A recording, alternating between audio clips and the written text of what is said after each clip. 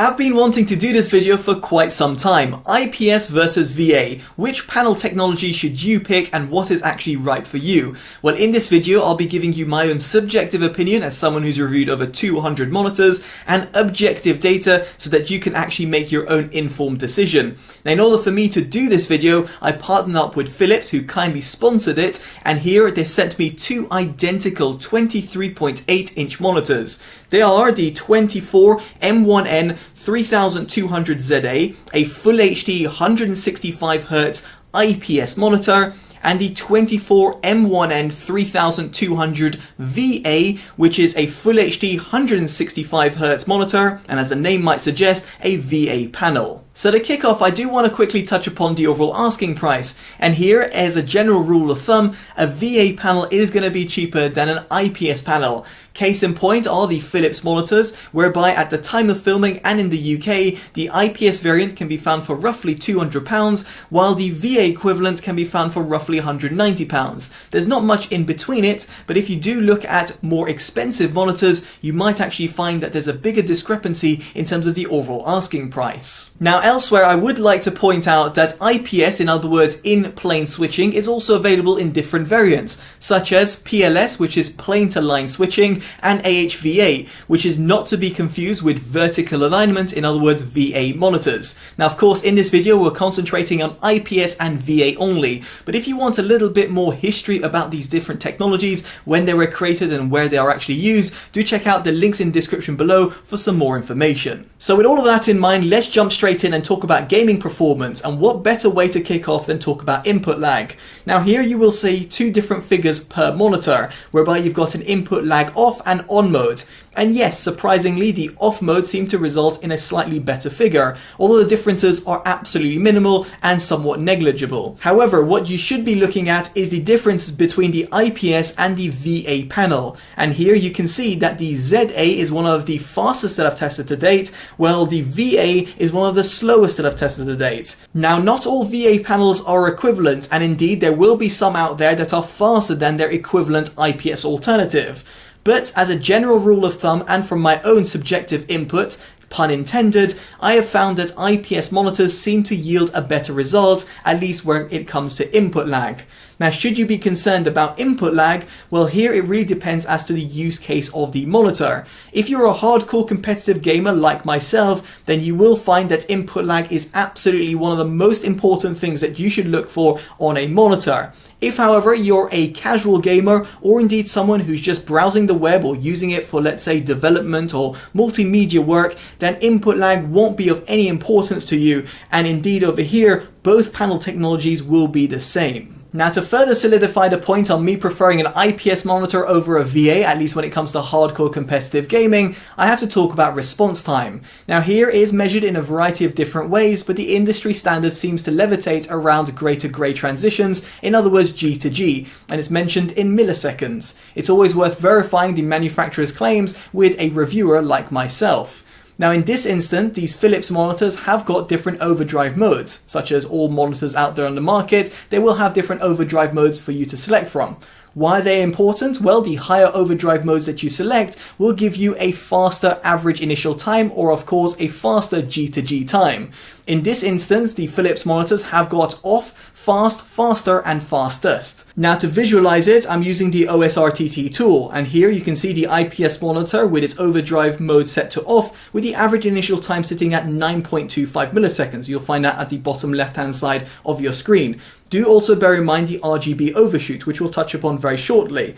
Then as we move to the fast mode preset, you can see the average initial time drops to 8.79 milliseconds. As we go down to faster, it gets down to 7.3 milliseconds. And as we go to the fastest mode preset, it gets to 5.5 milliseconds. However, you can see on the RGB overshoot, we start incurring different colors, whereby you've got red, orange, and also yellow.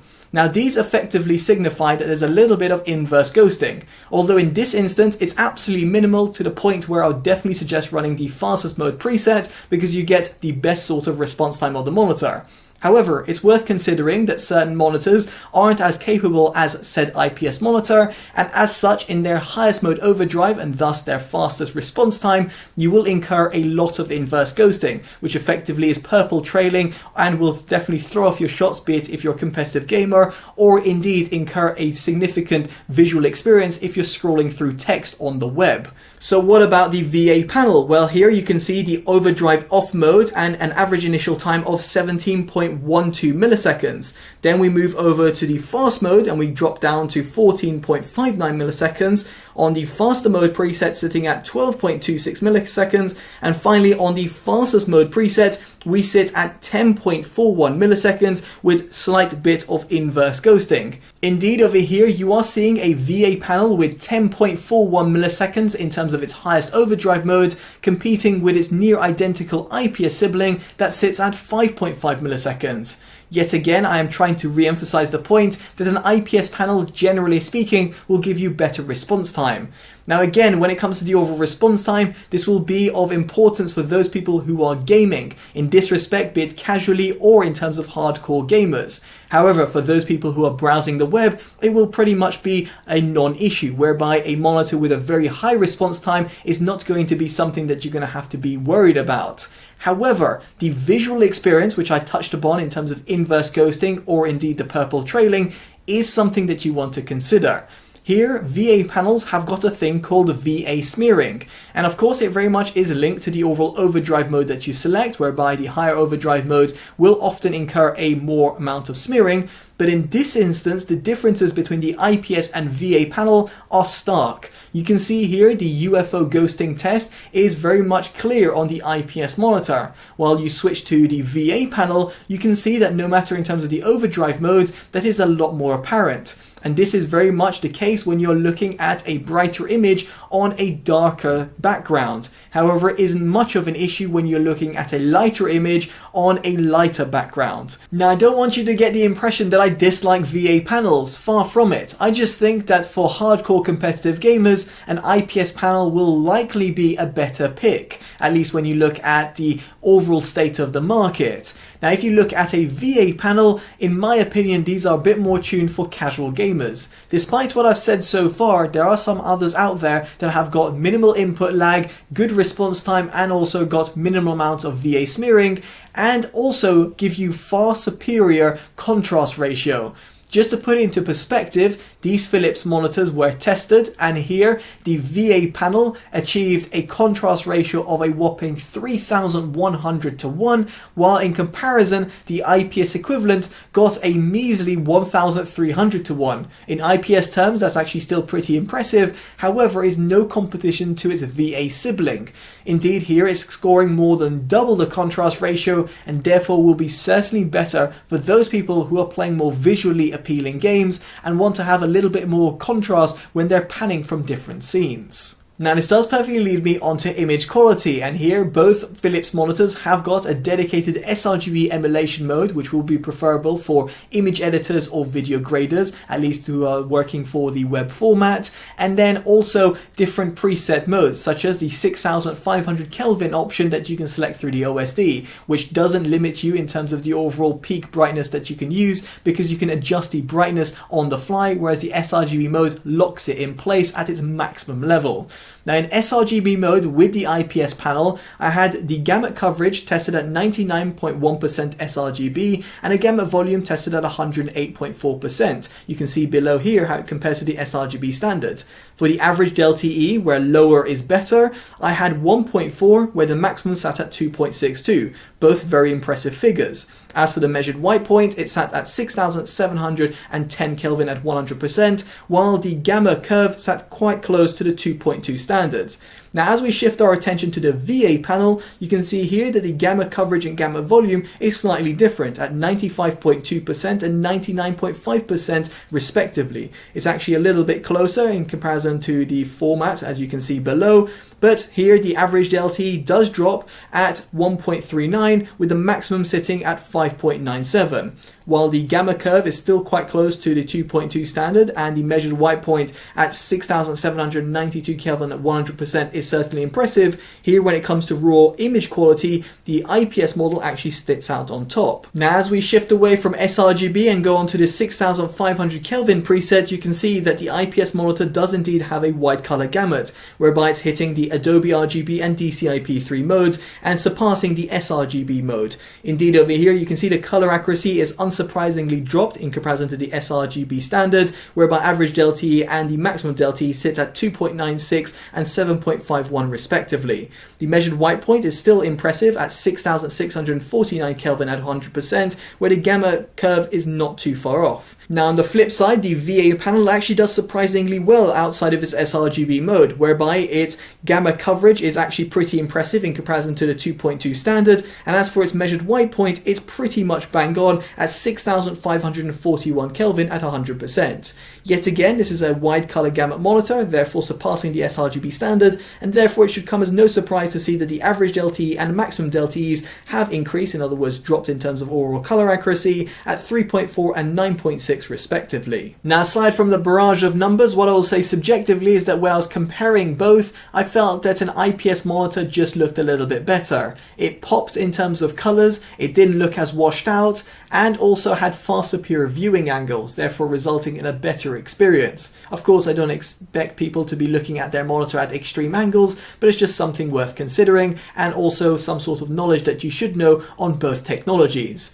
Now on the flip side, however, when I was looking at the images that I shot of the Audi e-tron S for Totally EV, I noted that the contrast ratio of the VA panel was far superior. As I did mention before, the VA panel is able to produce far superior contrast ratio, and as such the red Audi e-tron seemed to stand out a little bit more from the blurred background, and therefore produced better contrast ratio.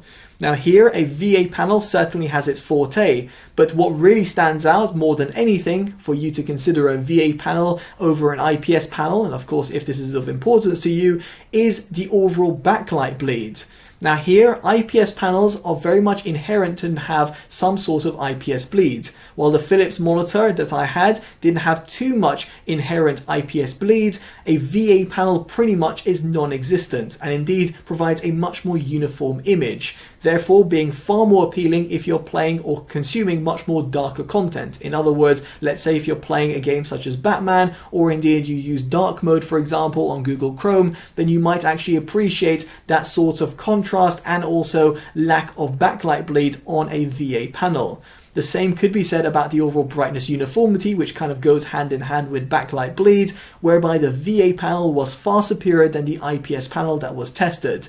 This is somewhat panel lottery, and you could potentially find an IPS panel which is pretty perfect, but again, as a general rule of thumb, a IPS panel where it comes to backlight bleed, brightness uniformity and also contrast ratio will be far outclassed by a VA alternative. So there we have it, a detailed breakdown of IPS and VA panel technologies. Hopefully you've appreciated both the objective and subjective data that I've provided, and I'd be intrigued to hear which one you would pick down in the comment section below. In my case, I would much prefer an IPS panel, and as such I can see myself buying the Philips IPS variant. If you want buy links to the monitors that I've mentioned, do check them down in the description below. Now yet again, I'd like to thank Philips for sponsoring this video and also allowing me to do such a detailed breakdown of the technologies. It's a real privilege to be able to compare the two, and given they come from the same manufacturer, it gives it somewhat of a level playing field. Now if you've appreciated this content and want to see more and want to help support the channel, definitely do drop a like, subscribe and hit that bell notification, all of which are greatly appreciated. As such, I've been Totally Dubbed and I'll hopefully see you in the next one. Take care of yourselves and goodbye.